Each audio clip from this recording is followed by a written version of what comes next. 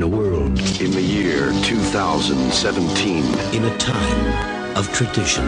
in a city where anything can happen, in a war that isn't his, every day in New York City, on the Miami Police Force, in the Deep South, from the sewers of Gotham, from the rooftops of Gotham, above Gotham, within this skyscraper high above the city, In a town driven by competition. in a world that's powered by violence. It's Christmas Eve in L.A. On New Year's Eve of the last decade of the 20th century, detectives Mike Lowry and Marcus Burnett, Special Agent John Kruger.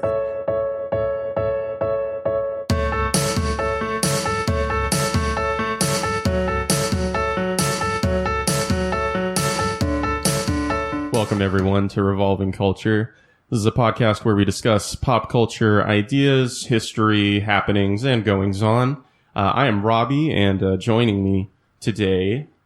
I'm Andrew. I'm Vicky. And I'm Jeremy. And we're short a man today. Good man. I'm inadequately filling in host duties for our absentee Marty, who we will have on the next episode. But we just wanted to jump in with a shorter discussion today than we typically do. We had a couple of shorter topics that we wanted to hit on today. The other day, Andrew made light of the fact that the recent batch of summer blockbuster films that we've been treated to just haven't really lived up to the hype, and we've been going through something of a dearth of really fun summer entertainment, and so we wanted to talk a little bit about that and maybe get a little nostalgic and reflect on better days, on the funner summers that came before. So I'm gonna pass it over to Andrew to elaborate. Yeah, a little bit more on this. I guess the current summer we're living in, the year of our Lord, 2016. Our Lord's name is 2016. Yeah. Oh, wow. New God. Every 365 days, we kill the old God and bring up the new God. Yeah. So this year, can anybody name anything that they've seen within the past few months? I guess since May. I kind of count the summer, maybe because we live in Texas and it gets hot so quickly around May. I count that into the summer, whereas other places you might count that as a springtime. But this year, there was this Civil War premiered in May, right? Right? I think it was recently, last couple months. Civil War. I can't remember any of the movies that I've seen in the past few months. I can't remember anything but Ghostbusters, which I've talked about on the podcast, and I enjoyed, and Batman v Superman. Oh yeah, which I did not enjoy so much. Okay, so yeah, the history of the summer blockbuster. Captain America: Civil War came out in May. In May, yeah, the beginning of May. That was probably my favorite summer film that I've seen, and for someone who is one of the co-hosts in a popular culture podcast, I do not go to the movies that often. I usually see them maybe illegally, usually through Redbox. I pay for them. But yeah, so just to highlight, nobody here at this table can remember one movie that we've seen. I might cut this part. Anyhow, so summer blockbusters history kind of started in 1975 with Jaws, Stephen Spielberg's first really big film. Unfortunately, I have not seen this. Who here has seen this? I've seen it. Jaws. I have. Does anybody have anything to say about Jaws in terms of it being a blockbuster and how you might compare it to other blockbusters? It's hard to have the frame of reference of a person who would have seen it then, but Yeah. I mean, it's definitely still a thrilling movie, and it's probably harder to take the animatronic shark, seriously in this day and age, especially like when you hear the apparent problems that existed with it and what a chore it was to film with that piece of machinery. But I mean, there are still some indelible images from that film that will stay with you after you see it, regardless of the image of Quinn trying to avoid falling into the shark's mouth after the boat has been capsized. Spoiler, the boat sinks. But Damn it. I'm really disappointed that Vicky and I are the only ones who. I try not to be that guy who insists that people see stuff, but see Jaws. Yeah. I constantly hear people say it's one of their favorite films, if not their favorite film. Your dad really likes it. Yeah, my dad loves it. Yeah. It's one of his favorites. He's one of those people. Yeah, I bet that shark scared the shit out of him when he was. Oh yeah. And I've heard or read or seen or something that they originally wanted to use the shark a lot more, but they couldn't get it to work properly. It kept sinking in the water, was malfunctioning, and so that's when Spielberg had the idea that maybe they would just use it as almost like not a MacGuffin, but something similar to that. Which I think that's pretty cool. I think it's amazing that the film has like such notoriety that you've never seen it, but you know a lot about it. Yeah, and that's part of being a nerd, I think. But so Jaws kind of kicked off summer blockbusters, and after that, it wasn't quiet in those terms. But I wrote down a few films that came out from 1975 to the years that we'll be discussing today, in terms of like what the greatest years of summer blockbusters were. Some of the most influential films. Yes. That were made. And especially for us, I mean, having grown up in the age of summer blockbusters for the most part, maybe our dear friend Marty would have a little bit more, what's the word? Experience.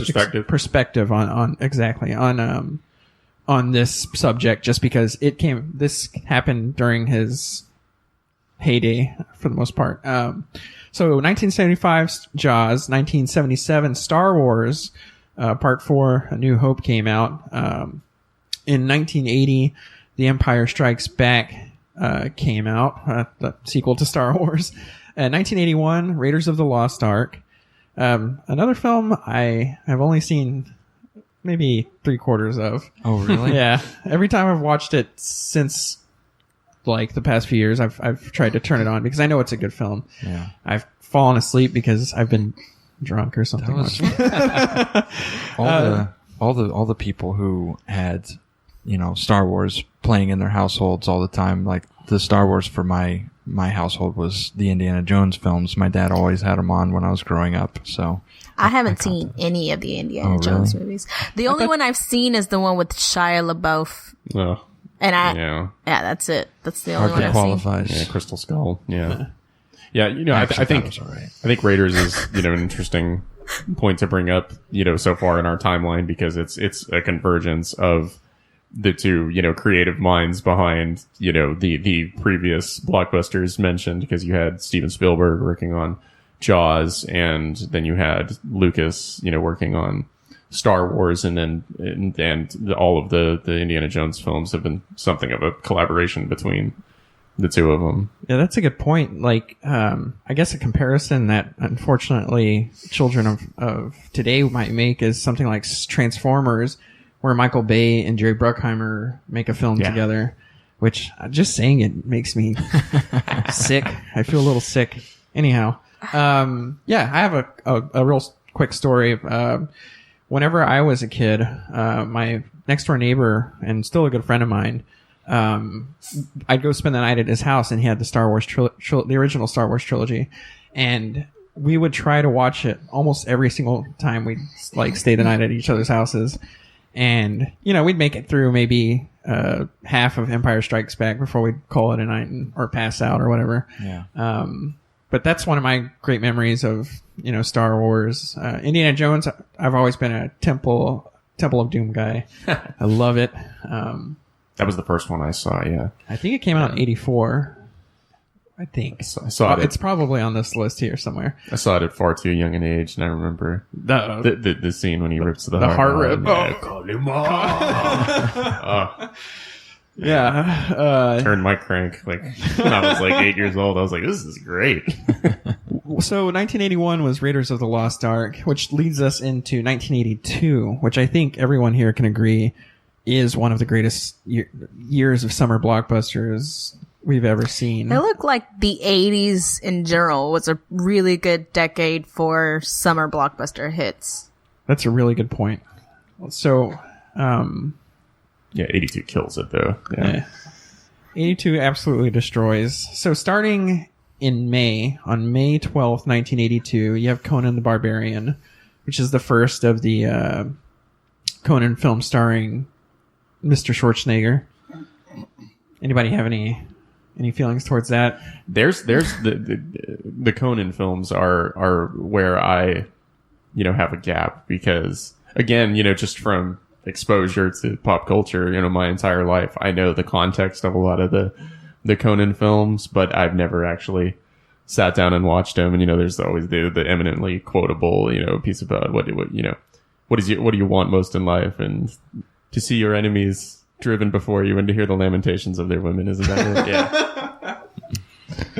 Oh, that's good. Okay, so that was May 12th. We're riding through through 1982. On May 28th, Rocky 3 comes out. Yeah. And that is the one where he fights Dolph Lundgren? No, that's 4. That's 4. 3's Clubber Lang, because 2's the rematch. 3 is an awesome, like one of the most 80s feeling Rocky films. And That it had the one with them running down the beach. oh yeah, it has that That scene. was like one of the best scenes in all of Rockies. Because they're racing and they're like, it's the film where Apollo trains Rocky, and obviously Rocky's not that great at the types of or the regimen that Apollo's created for him, which is to increase his speed. Because Rocky's kind of like a brute in the boxing ring. And, so during the training montage always goes, he sucks, he gets better, and then he's awesome at it. Yeah. And so like towards the end, at the beginning, they race each other and Apollo just leaves them in the dust. And when he finally completes, the training, he beats Apollo, on a beach, and, they're both wearing, midriffs? Is that what that's called? Cutoffs. Yeah, Cutoff shirt. Yeah, and Tank tops. they're rippled Abs. are showing. They're rippling Yeah. pectorals. Yeah, and they're just like greasy and oiled, and like after Rocky beats Apollo, they embrace like triumphantly and are laughing like lovers. Yeah. Like right at the ocean as the waves are coming in. It's really I romantic. bet that was Stallone's idea. I want these guys to be like, they love each other. I think you can also really see One of history's great love stories. I want the waves to wash over their bodies. Naked. I think you can also really see like how much of a better athlete Carl Weathers is than Sylvester Stallone. Like Carl Weathers' like natural athleticism Yeah. over Sylvester Stallone. It's just The only Carl amazing. Weathers I know is Arrested Development. That's the best. You got a stew going, boy. Gotta throw a ham bone in there. Got a guy stew going. You're not gonna throw it away, are you? I gotta throw away that ham bone, right? Yeah, so that's Rocky 3. It's an amazing film. Also co-stars Hulk Hogan. I forget his name's like Lips or Thunder Lips. That's his name. Yeah, and he's supposed to be like a sexy wrestler. And I'm Thunderlips' brother. it's such a good film. If for some odd reason you haven't seen it, go back and watch it. I think I've only man. seen 4 and bits and pieces. I've never seen any other Rocky. 3's Oh, great. man, it's worth it. hilarious. Remember Jim Cotta? Oh yeah, that's a great movie. It draws. A little from Jim Yeah, Cotta. it feels like one fed into the other. Maybe it was just a sign of the times, baby. It was just parallel development. Neither filmmaker could know that they were, making something that would really, serve as an inspiration to the other. So moving forward, we're in 1982, May 28th. The following week, you have 2 films come out. Poltergeist, which made $76,606,280. Star Trek II: The Wrath of Khan also debuted that weekend. So 2 huge films. I know Poltergeist was Tobe Hooper, produced by Steven Spielberg, but Steven Spielberg was kind of like a co-director in the film and would come on set, look over the dailies, and try to coach Tobe Hooper through some of the the nuances of making a big budget feature, because I think up to that point, Tobe Hooper had only done like, smaller budget. Obviously, he did Texas Chainsaw Massacre. Yeah. But yeah, Poltergeist. I know there was a kind of a rift between the two, not because of their working relationship, but because of how people viewed the film. Because everyone kind of just takes it as a Steven Spielberg film in itself. But yeah, Poltergeist is an awesome film. The remake was a pale comparison. Star Trek 2, another film I have not seen much. Anybody have any thoughts on that? No. Yeah, the Star Trek films were, along with Indiana Jones, those were some of the ones that my dad always had on.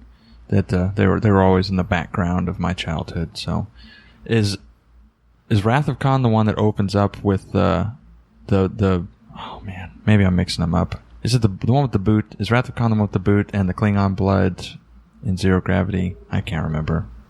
I'm the wrong one to ask. I've seen all of them so many times that they all mush together. Anyway, whichever one I'm talking about is a good movie that I remember.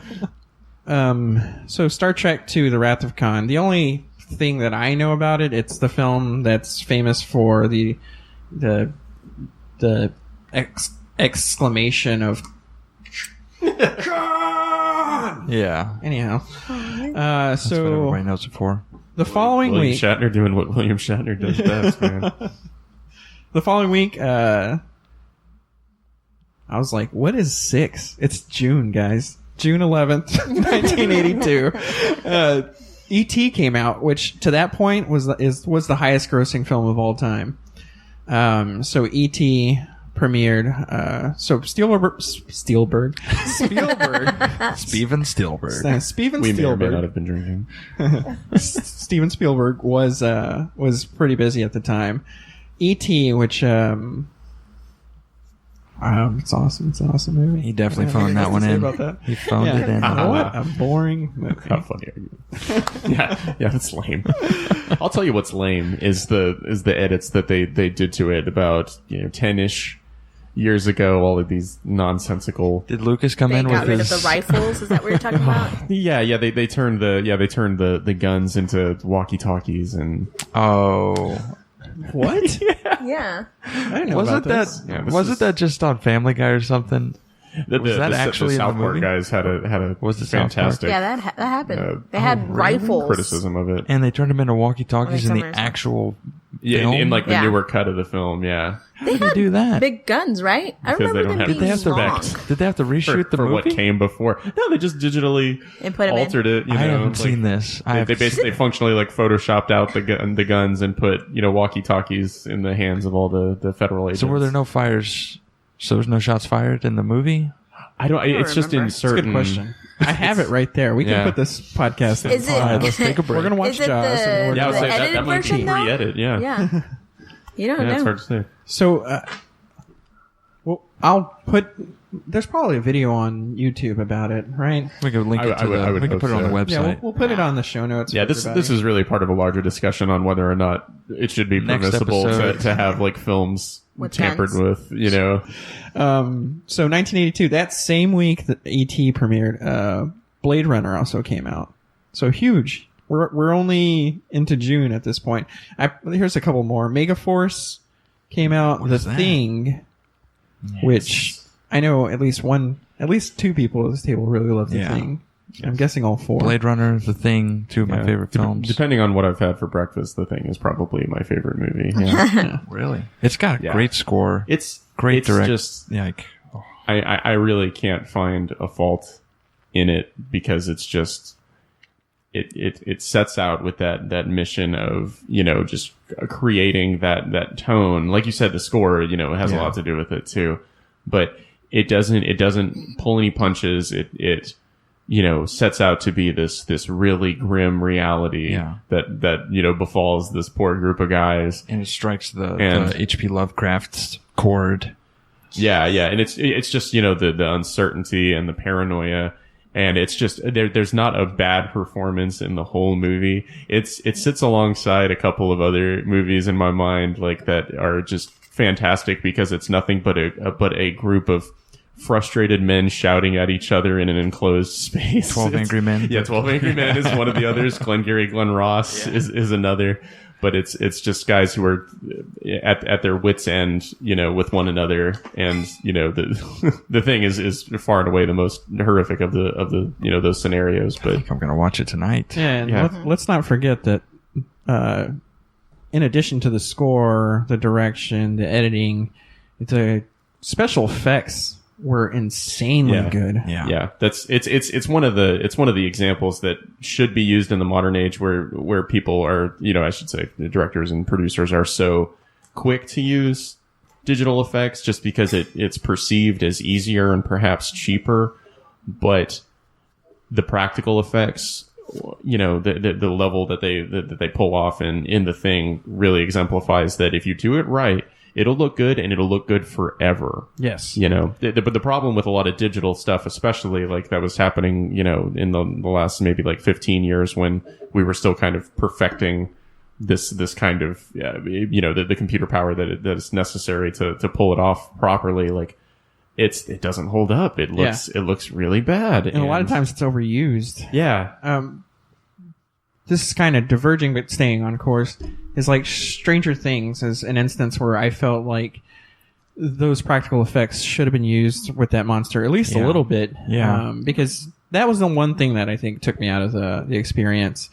But when you look at stuff like The Thing, The Fly, Cronenberg's The Fly, which I think was 86, or Alien with the chest burster, that's one that you can point to and say you got a better performance out of the cast because of those practical effects. They didn't know what was coming. Yeah. And I imagine The Thing was similar in practice. Is like, I wouldn't be surprised if something like that might have happened. Like having something real. It was the first time they'd seen that. Yeah. effect. If nothing else, it's like you have something that you're actually looking at. You're not standing on a green screen set and being, there's a little light bulb where you should be looking, telling you like, focus your eyes here, but you don't really know what you're looking at. You hope as the actor, you hope you're performing, and I don't know. I could talk at length about the problems inherent to that, but yeah, The Thing is just good. Yeah, it's a great Solid film. Just good. And that debuted, that's 6/25/1982, June 25th, 1982. People. Got that month down. Yeah.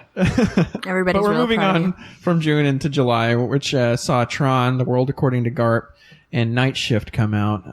The only thing I have to say about those is Tron was like the first time that computer effects were used like prominently in a movie, where computer generated.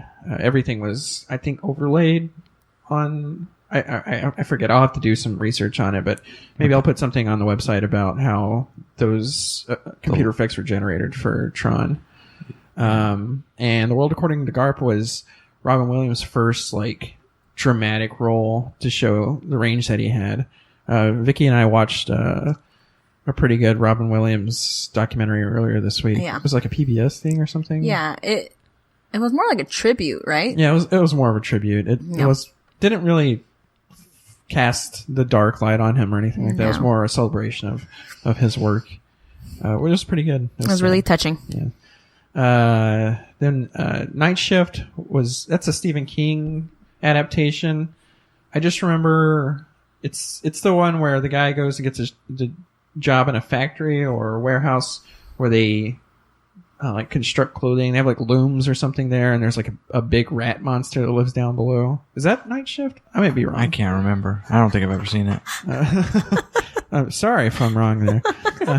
That what you were just describing reminded me of what is it, Halloween 3 or 4? One of them where it's like a small town. There's a factory in it. Oh, that's 3. It's 3. Yeah, the Season of the Witch. Yeah, but the Halloween that's not about Michael Miles.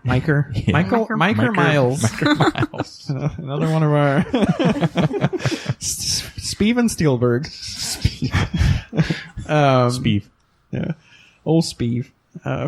Then in August, on the 13th of August, you had Fast Times at Ridgemont High, Friday the 13th Part 3, and An Officer and a Gentleman, which was really, really high grossing, oddly enough, was An Officer and a Gentleman. I'm going to keep moving through these because...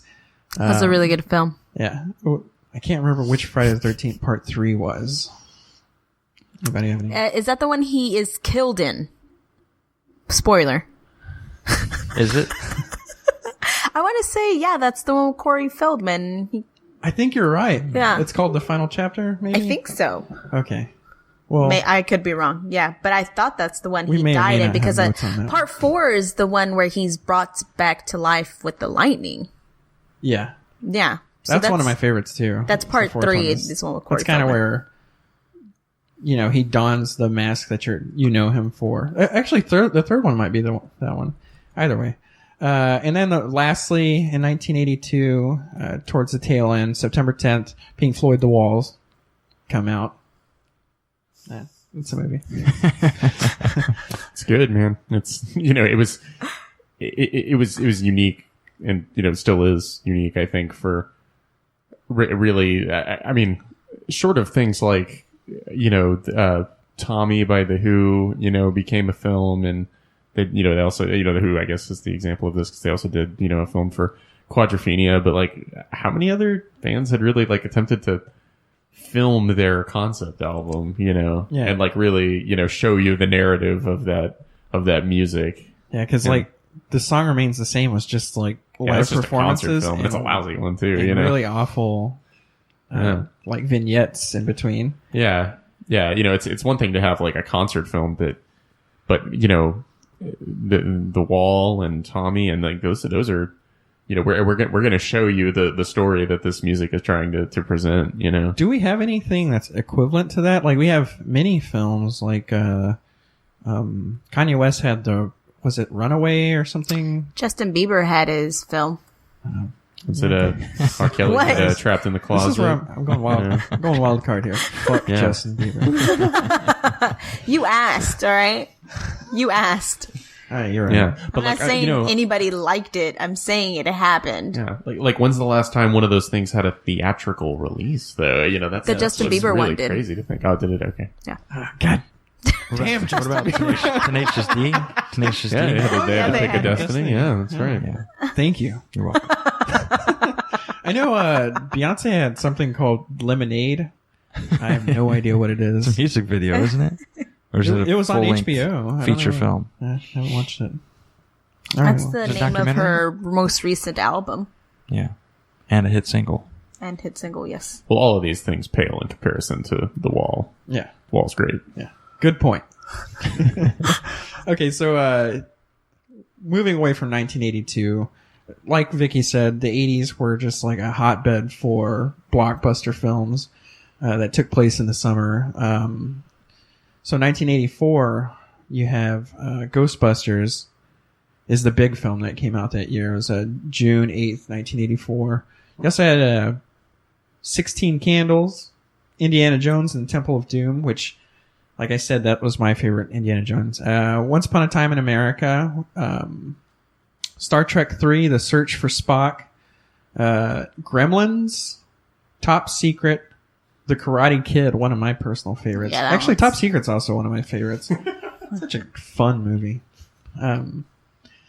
Bachelor Party, an early Tom Hanks vehicle.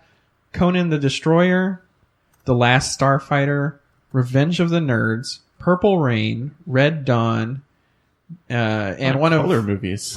Huh? That's a lot of color movies. Be featured. Yes. Oh, yeah. Good point there. One of Marty's favorites, The Adventures of Buckaroo Banzai Across the Eighth Dimension. So that's 1984, which that's a pretty damn good lineup. It's a good lineup of smaller iconic films. Yes, Yeah. like cult classics. Yeah. Then 1985, these are just big movies that came out during these times. Back to the Future came out in 1985, the summer of. 1986, Top Gun, which came out the 16th of May in 1986. Aliens, another 1986. Ferris Bueller's Day Off, The Fly, Stand By Me, all came out in 1986. That's pretty good. Yeah, that's a pretty stellar year. Yeah.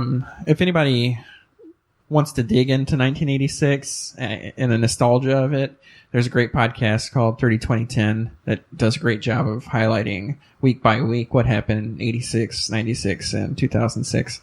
But it's a really cool podcast. But if you listen to them, please listen to us as well. No reason to drop us.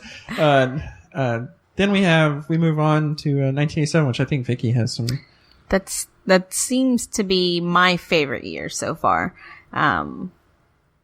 Like when I look at these movies, I've seen most of them and enjoyed most of them. There's Fatal Attraction, Full Metal Jacket, Predator, RoboCop, The Untouchables, Beverly Hills Cop 2, Harry and the Hendersons, The Witches of Eastwick, Roxanne, Spaceballs, Adventures in Babysitting. I've never seen that one. Oh, that's the one with what's that lady's name? I can't remember. Not Elizabeth Shue. Maybe it is Elizabeth Shue, but she plays a girl who's babysitting, a group of kids. And what really stood out to me, they get accosted by like some gangsters or something. I forget exactly what the premise is. But what really stood out to me at the time was there's this, the youngest kid is a little girl and she's into comic books and she wears a Thor's helmet and they meet this construction worker who helps them and he's a big burly blonde guy and she deems him Thor. And I just remember that imagery of like this, because I was into comics as a kid, just seeing like Thor up on the screen. It's a good film. But yeah, take it away. To continue, Inner Space, La Bamba, The Lost Boys, Monster Squad, and Hellraiser, and my favorite, Dirty Dancing. Dirty Dancing came out the day before I was born, and I didn't know this when I first watched Dirty Dancing, and I loved it. Like, I absolutely loved it. And then when I found it, I know. I found out it was released the day before I was born, and I was hooked on it. It's a great movie. It heralded your arrival. And as most women in the 80s, I mean, Patrick Swayze's, the man.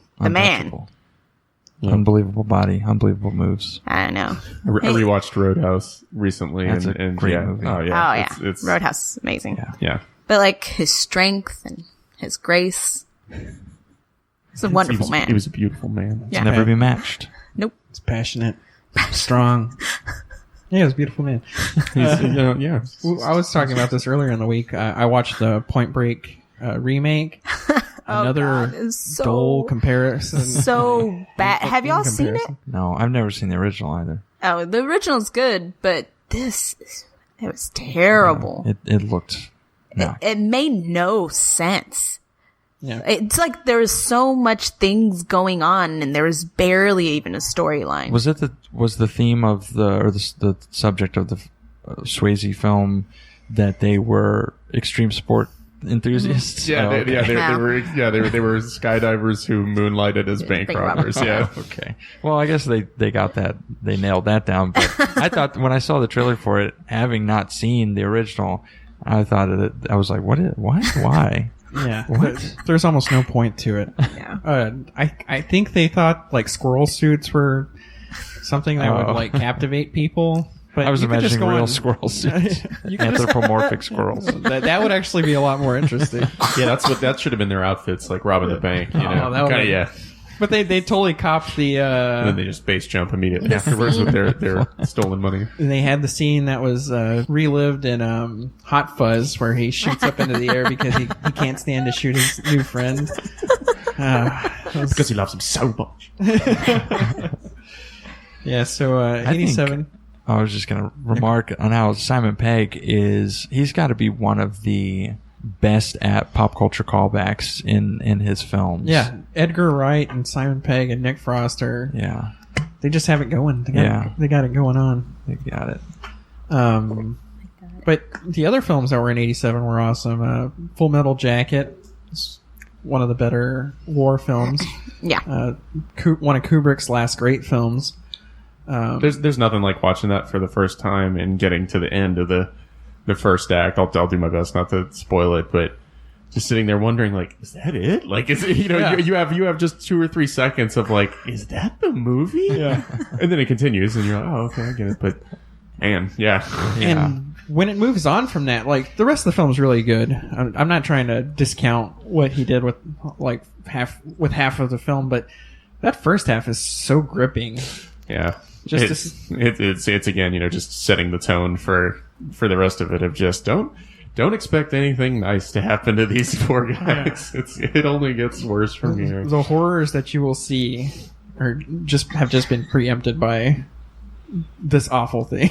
Yeah, it was one of the first, and it kind of reflected, to reflect the Vietnam War conflict, but a lot of it's really easy in stories based around World War II to create that good guy bad guy narrative, because who could ever sympathize with the Nazis or not view us as the heroes, the Allied forces, coming in to intervene in a terrible situation, whereas... And having been pulled into the war. Yeah, exactly. Yeah, having been compelled to join it, whereas Vietnam, this will be, just forever spoken about in just a more broader socio-political, sense, but it's hard to really rally behind the characters, in that movie and feel like, yeah, they're out there doing what's right, doing God's work. Yeah, exactly. Like it's hard to view them as the heroes, because that was they perhaps don't belong there. Yeah. And that was when the idea of like,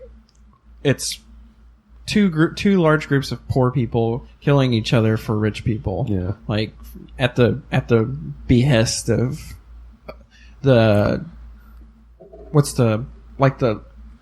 upper classes' intentions were the reasons that we went to war in the first place. But not to drag us down. Yeah. This is a weird tangent to get on, but yeah, just to say that it was a landmark film for certainly that reason of not your typical war film up to that point, which the history where we play the heroes. Therefore, exactly. Yeah, where why wouldn't we be depicted as the good guys, Yeah. On a lighter note, I love Steve Martin, and Roxanne is hilarious. Oh, man. It's one of those instances where I wish Marty was here, because I'm pretty sure he can recite like the long diatribe of insults that Steve Martin goes on whenever he's trying to make fun of one of the guys in a bar. So yeah, Predator, RoboCop, you can't lose with those. Harry and the Hendersons. What's that guy's name? Ron Perlman. Yeah, Ron Perlman looks like Harry and the Hendersons. I thought you were going to say Ron Perlman was Harry. What? They I was looking at like a view or it was on Cracked. It was like a reader submitted thing, and they had 24 comparisons of actors who look alike. And the last one was, and they were all like people who looked like one another, like Javier Bardem and that other guy or whatever. Yeah. And then the last one was Ron Perlman and Harry and the Hendersons. Just like before we move on from the subject, I just think that we as citizens of Dallas, Texas, need to honor RoboCop for just a moment, because it was filmed here, and I've always enjoyed the thought that the producers of that film had to have a conversation about, we need to find a place that is Detroit, Michigan, but in the future, a much more socially deteriorated, full like a dystopic Detroit. Yeah, very much so. Yeah, like Detroit at its worst, full of brutalist architecture. And where do we find ourselves but Dallas? They featured City Hall. It was an I Am Pei building. So just for y'all to know that, I Am Pei designed Dallas City Hall. One of the coolest, most violent films with some of the worst effects. Oh yeah, I can't remember what the name of the other robot, but the one with the miniguns. Yeah. Claymation. God, it looked awful. Terrible. One of my favorite effects, though, regarding that is during the scene where the company is demonstrating it, and everything goes catastrophically wrong, and it murders the guy and pushes him out the window. During one of the sound effects, that the robot makes is like a jaguar growl. It's completely out of place, but it serves its purpose. It's intimidating. And I wish I could have been part of the sound design team. Did y'all guys see that remake? Oh no, I refused to. I saw it. I saw it. Yeah. I thought for a film that had a predictable story. And at the time, I really liked that dude. His name's escaping me, from The Killing, the guy who played RoboCop. I really enjoyed him at the time, and it was just a fine movie. I mean, it didn't touch RoboCop really. I enjoyed it for what it was. I mean, yeah, it didn't compare to the original, but it wasn't terrible. Right. It wasn't as bad as like other remakes. Yeah. Point Like Break. Point Break, yeah. Like Point Break. And maybe we should, I don't know, if we should continue to hold on to, or hold these reimaginings, these new envisionings of culturally important films. We just stop holding them up to each other and comparing them. And if you don't like, you don't like it. No. If you think it's a bad film, maybe it's a bad film. But if it's a decent film on its own, let it go. Maybe the idea should be we should stop remaking these like already great films. I mean, especially nowadays, whenever with like things are preserved a lot better than they were before. Because I can sit down and watch like Back to the Future and it looks just as good as it ever has. Yeah. But yeah, that's an idea for that. Can I just add one last thing? That's to that point is that when my son is older, I'm not going to sit down with him and watch the Joel McKinnon, if that's his name, the newest RoboCop. I'm going to sit down and watch the Peter Weller RoboCop. I'm not going to sit down and watch episode 1. We watch not Force Awakens. We watch A New Hope and Empire. So maybe it is pointless. It's just a money grab. Yeah. Unless you're going to improve on it, or if you're taking a franchise that just wasn't that great to begin with, and like say something like Masters of the Universe, if they were to try to improve on what they had, I could see something like that working. But the fact that they're taking what are kind of considered either cult classics or classics in themselves, and for whatever reason rebooting them or whatever they're doing with them just to appeal to a younger audience, that audience will find those films whenever they get older and they mature and they realize, hey, maybe I should look at how things were done at this time. Yeah. Which we were talking about special effects, those practical. But they won't have the same nostalgia that we feel when we look at those movies and then we look at the remake. So maybe they'll be able to look at it a little more objectively than we do. Yeah, and maybe part of the problem is trying to do them so soon after, the originals, where, the people who, saw and had enthusiasm for the originals are still, frankly, like, around to voice such an opinion, because I think it can be done, well, just the idea of straight remaking a movie, if there's been just enough time between it. And, film is still a pretty young art form, so there really hasn't been many opportunities for this kind of thing to happen. But, for instance, I think of the, Scarface from the 80s, like, that's a remake. The Thing is a remake.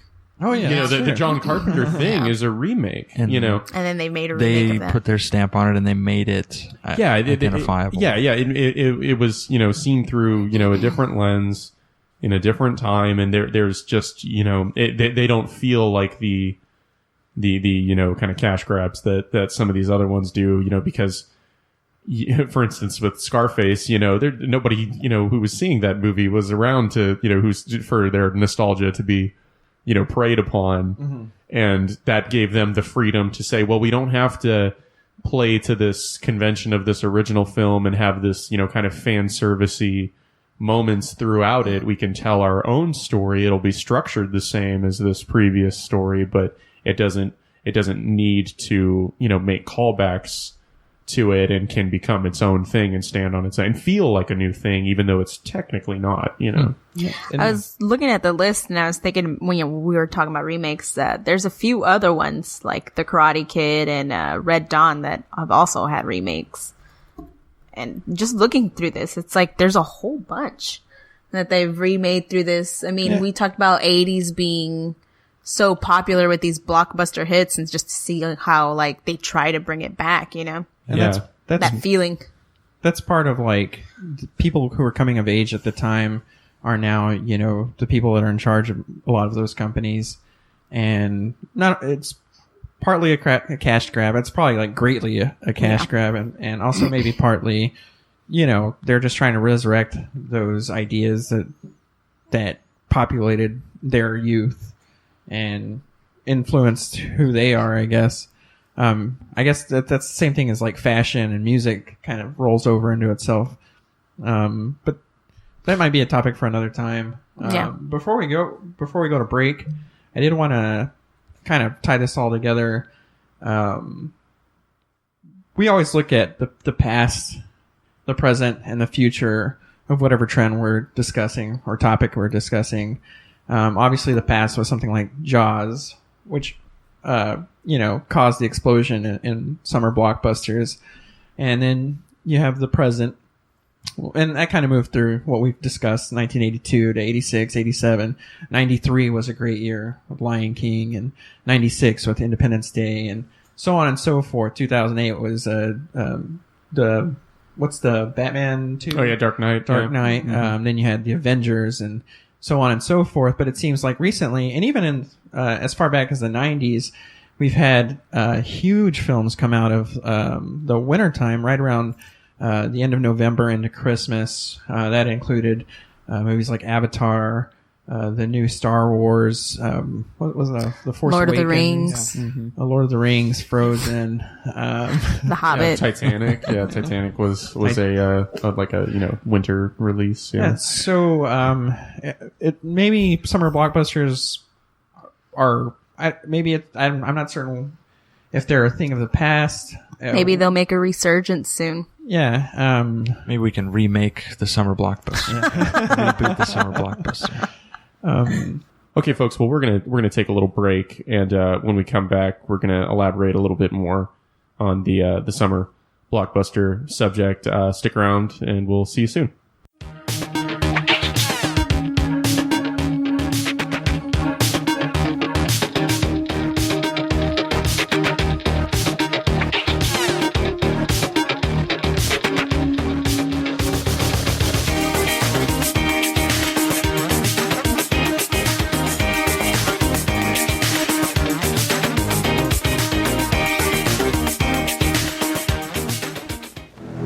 There is a creature alive today who has survived millions of years of evolution without change, without passion, and without logic. It lives to kill. A mindless eating machine. It will attack and devour anything. It is as if God created the devil and gave him jaws.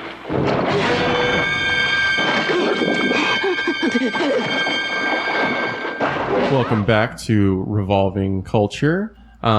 Previously, we'd all been getting a little wistful and a little nostalgic about some of our favorite films that came before that served as big blockbuster moments in cinema. And one of the things we like to do here, whenever we're touching on a subject, is discuss what we think will come next of it. And as we really pondered that subject, it made us wonder: has the season that the producers and marketers of these films focus on changed? Andrew had started to touch on the subject of is it perhaps now more of the winter blockbuster? And does our own perception of the landscape of film presently kind of prevent us as moviegoers and watchers from allowing ourselves to have a blockbuster experience just because of our own jadedness? So I'm going to hand it to Andrew. Yeah, and we've talked about it as some of when we look back on the past few summers, we look at films like Guardians of the Galaxy, and maybe even Batman vs. Superman falls into this, is that they might be films that the studios have put a lot of money behind, but aren't certain whether or not they are the sure hits of the year, or they're A-grade material, or grade A material. I'm not certain what the best way to put that, how the best way to put that is. But, So, like, Guardians of the Galaxy is a good example of this. It's a film that kind of diverged from what we'd seen out of superhero films to that point, which is this, like, non-stop joyride, to coin Peter Travers' phrase, rather. And Batman vs. Superman being, like, the big hit, or the attempt at a big hit for DC. And nowadays you kind of see they're saving their big guns for the holiday season, right around Black Friday and Christmas. And I guess that's when they feel that people are most likely to be willing to part with their money readily. The summer season seems to be a time whenever you can experiment a little bit. You can spend a little money. You know that people are going to be available because of school season getting out. So you kind of look at it from the perspective of, okay, we're going to release a film that we know will do decently well, but we can't invest the amounts that we would later on in the year. What were some of the other ideas that we had about these? I think to return to what you were saying about, Guardians of the Galaxy, I think Guardians of the Galaxy is a really great example of something that was able to get past, whatever kind of preconceived notions people would have about that sort of movie. And we're talking about comic book movies just because that really has been the landscape that we've been looking at for the last 5 or so years. Those are the ones that have made the real money, and so what the ones that we see the most marketing behind, and I think that people were a little more ready to go along with something like Guardians of the Galaxy because most of those characters a lot of people weren't familiar with. And you don't have those preconceptions of, oh, okay, well, this is what a Groot or a Rocket Raccoon story should be. You're seeing it for the first time, and like the performances from the actors and actresses don't have to live up to the hype of, like, say, whenever Heath Ledger's Joker was being dragged through the mud before anybody had seen his performance. Everybody was, because they were comparing it to Nicholson. Yeah. That's an excellent point. Yeah, and it lets the and that's not to say that Guardians of the Galaxy wouldn't have been a good film had there been a prior one. It's a great film, and it stands easily on its own as a good film. But it's to see the enthusiasm that people had for that movie, is, I think, is a result of just being shown something fresh and new and exciting, and you don't have to go in with that baggage of, here we go with another Batman movie or another anything movie. That so much is built upon sequels nowadays, because so much money gets invested in these films that they have to ensure the likelihood of a profit, that in order to try to introduce a new intellectual property or a new story is so risky for them. And when to bring up that point, I know Jeremy was talking about the kind of like we're in a sequelitis at this point. I have some. I just pulled up a list with some interesting numbers.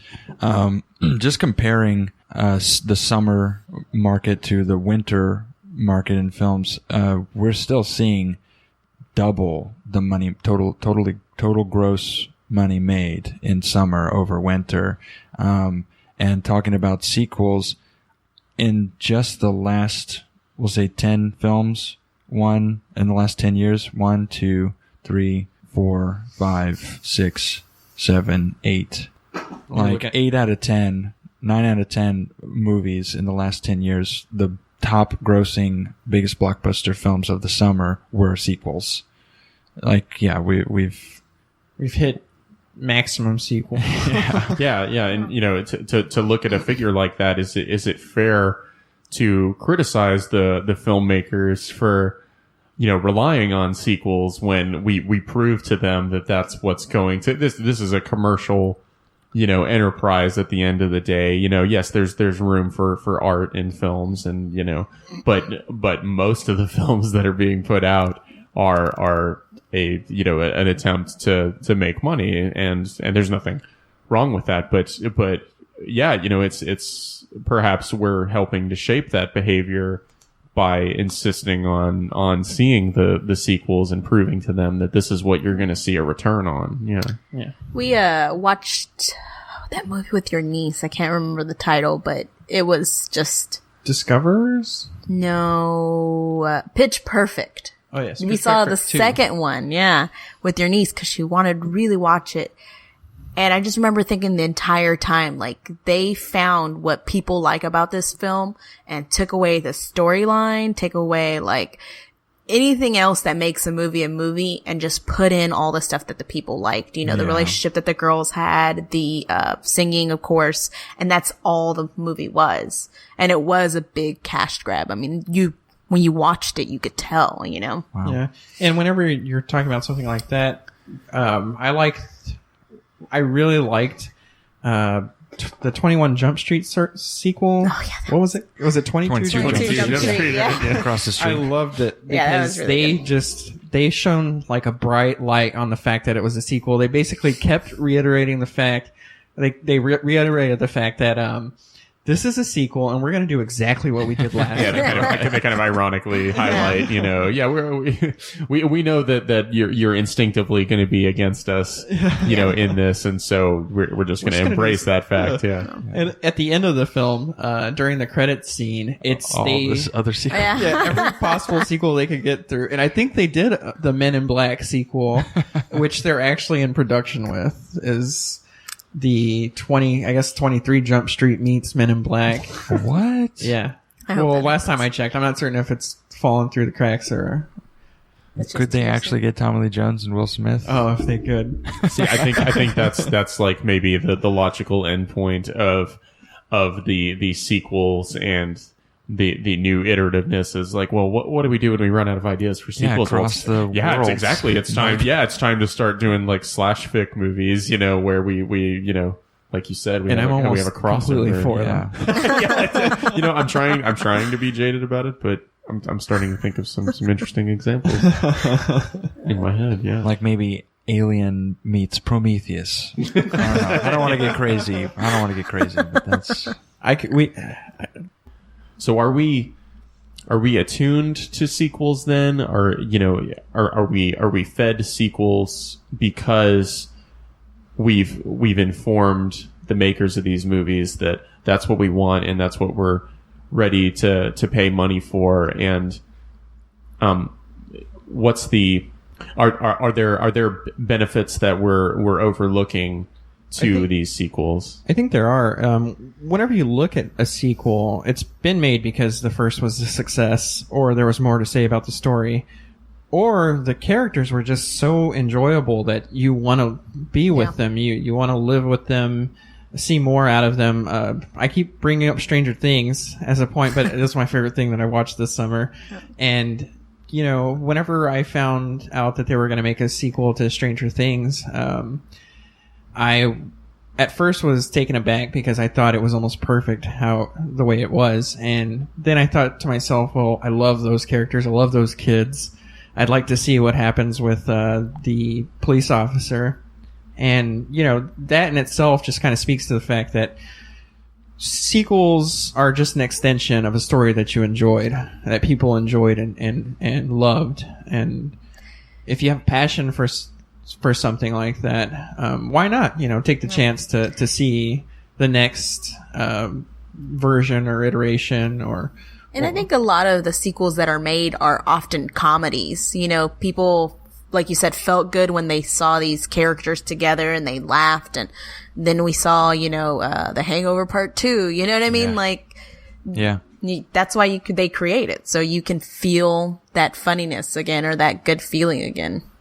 Yeah, and it's hard to criticize those and wonder like, well, why would we be seeing a furtherance of this story? It was, concluded before. It's because, most comedies are structured that way where, never mind like how this circumstance came to be. Just here we are again with these characters having a good time. Like, Andrew makes a good point just about how important character can be, perhaps more important than the story. I think it was Lee Child, the author.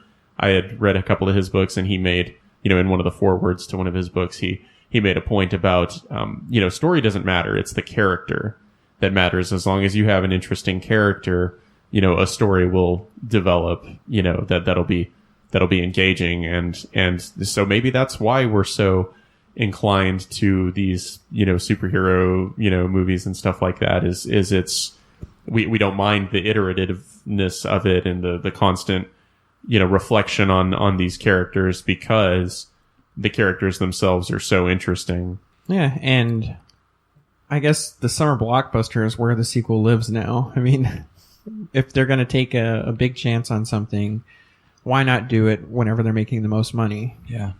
Yeah, that's a good point.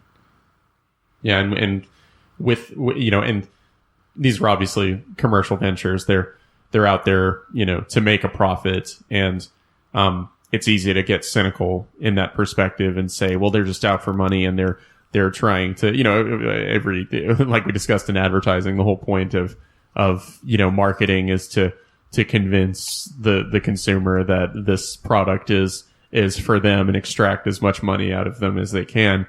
But there's a silver lining to that thinking, and that's, film is an art form. It always will be. And the things that we might be more inclined to describe as art in film, the independent, films and the places where, these new ideas that maybe we subconsciously are craving as well, in addition to the more popcorn style, summer blockbusters are financed by the profits from these,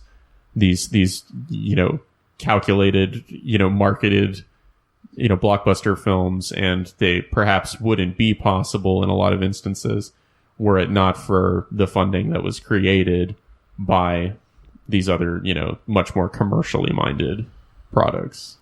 Agreed. I also was just thinking, whenever we might feel like a movie was, didn't need to be made, it was a cash grab, it wasn't something we needed to see. All of those movies, they still employed a lot of people who their home life, their grocery bills and stuff like that depended on that job. I'm not talking about the people who take home big paychecks, though they depend on that work as well, but other people who really make the filming possible. Yeah, it's an industry. How practical of you, Jeremy. It's just a practical guy. Always thinking of the little people. That's right. They get paid one way or another, regardless of what the film is movie being makes. Made, Yeah. We do our best not to be too jaded and too cynical about when we talk about movies. But the fact of the matter is, everybody at this table is really passionate about movies. We all think that they're really important, and we're glad that we live in an age where we get to participate in them, and we hope that we get to live nice long lives where we get to see as many more good movies as we possibly can. And I totally hope to see Avengers 14.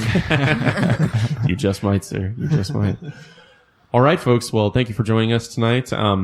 If you'd like to see more about us or learn more about us, you can follow us online at our site, revolvingculture.com. You can find us on Facebook, Twitter, and Instagram at Rev Cult Podcast.